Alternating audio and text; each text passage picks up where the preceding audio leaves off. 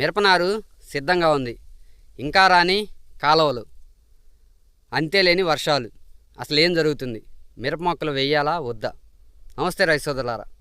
ఈరోజు మన వీడియోలో అసలు వర్షం పడకపోవటం, దానివల్ల కాలువలు రాకపోవటం, బావిలో ఉన్న కాస్త కుస్త నీరు ఇంకిపోవటం, వీటన్నిటి వల్ల ఇప్పుడు మిరపనారు అయితే సిద్ధంగా వచ్చి ఉన్నది. దాన్ని వేసుకోవాలా వద్దా అనే ఒక సందిగ్ధంలో ప్రతి ఒక్క రైతు కూడా ఉన్నాము.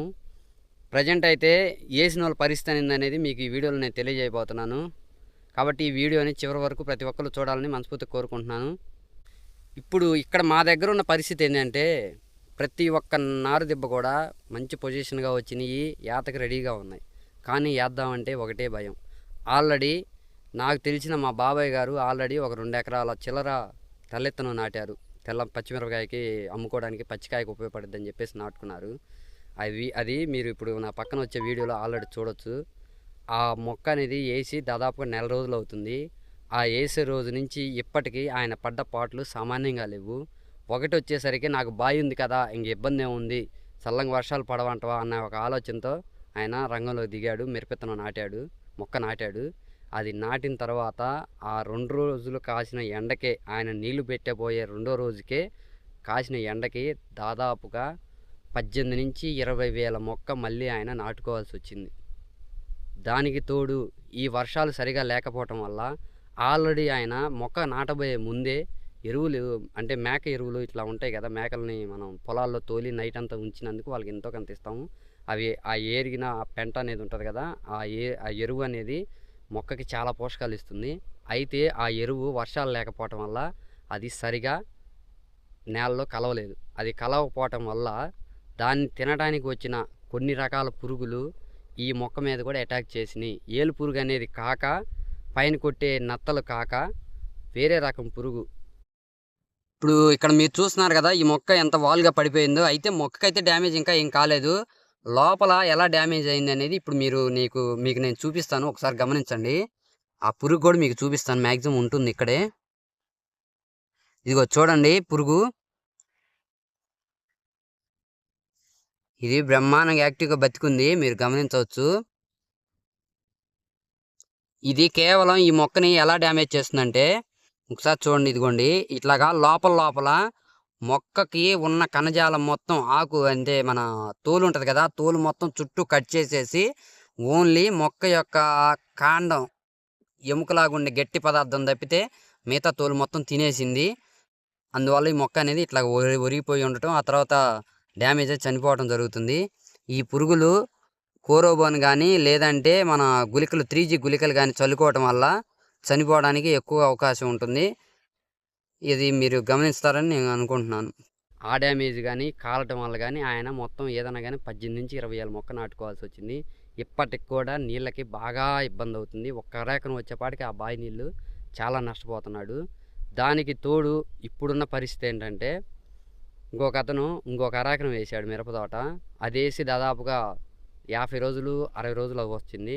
కానీ మొక్క మొత్తం చేలో ఉన్న ప్రతి ఒక్క మొక్క కూడా బొబ్బరతో అసలు అలుముకొని పోయింది.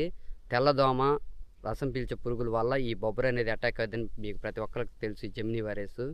దానివల్ల ఆయన అయితే చాలా నష్టపోయాడు. ఆ పంట మొత్తం కూడా నాకు తెలిసి అయితే కాసేదేం లేదు. ఆ మొక్క అంతా పీకి మళ్ళీ కొత్తగా వేసుకోవడం తప్పితే ఆయనకి వేరే ఛాన్స్ లేదు. అది కూడా మీరు నేను చూపించే వీడియోలో మీరు ఆల్రెడీ దాన్ని చూడొచ్చు.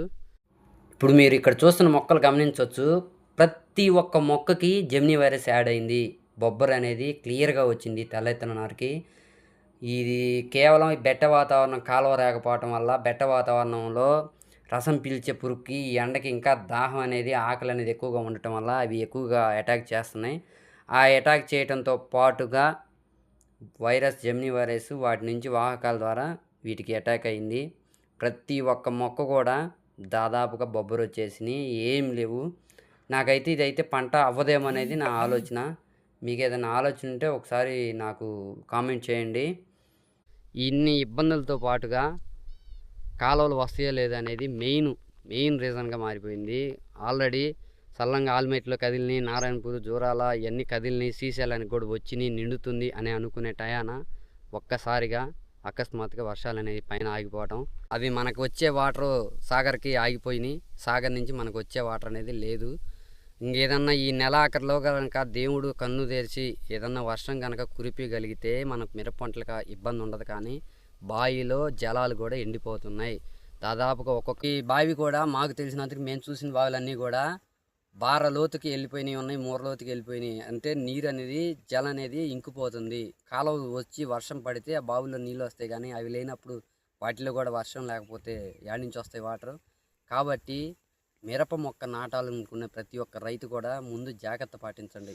ఇప్పుడు కేవలం దిబ్బలలో ఉన్న మొక్క ఏంటంటే కాసిన వాటర్ కొడితే తట్టుకొని ఉండగలుగుతుంది. కానీ పొలం మీద నాటితే అంత భూమికి నీళ్ళు పెట్టాలంటే మన బావుల్లో ఉన్న నీళ్ళు అయితే సరిపోవు. ప్రతి ఒక్క రైతు కూడా ఇది ఆలోచించి కాలువలు కానీ వర్షాలు కానీ ఏదైనా ఊపు అందుకుంటే తప్ప తొందరపడి వేస్తే మాత్రం వేసిన తర్వాత నుంచి బాధపడటం అనేది ఖచ్చితంగా నా కళ్ళతో నేను చూసి ఉన్నాను కాబట్టి చెప్తున్నాను. రేపు నేనైనా కానీ మొక్కలు ఒక వారం 10 రోజుల్లో నేను నాడదామనే ఆలోచనలో ఉన్నా. మీ బావిల్లో పెద్ద బావులే మాకు ఇబ్బంది లేదు, లేదు కరెంటు మోటార్లే మాకు సరిపోతాయి అనుకుంటే మాత్రం చూసి నాటుకోండి. మీరు మాత్రం దయచేసి నీళ్ళు లేకుండా మాత్రం ఆ అడుగు అనేది ముందుకు వేయొద్దని నేను ఈ వీడియో ద్వారా తెలియజేస్తున్నాను. ఈ వీడియో కనుక నచ్చితే లైక్ చేయండి, షేర్ చేయండి. ఇలాంటి మరిన్ని వీడియోల కోసం మా ఛానల్ని సబ్స్క్రైబ్ చేసుకోండి.